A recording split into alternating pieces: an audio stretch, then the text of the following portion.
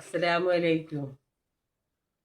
أعوذ بالله من الشيطان الرجيم. بسم الله الرحمن الرحيم. تبارك الذي بيده الملك وهو على كل شيء قدير.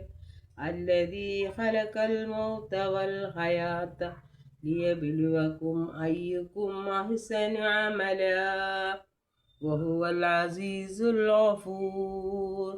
الذي خلق السبع سماوات طباقا ما ترى في خلق الرحمن في تفاوت فارجع البصر هل ترى من فطور ثم ارجع البصر.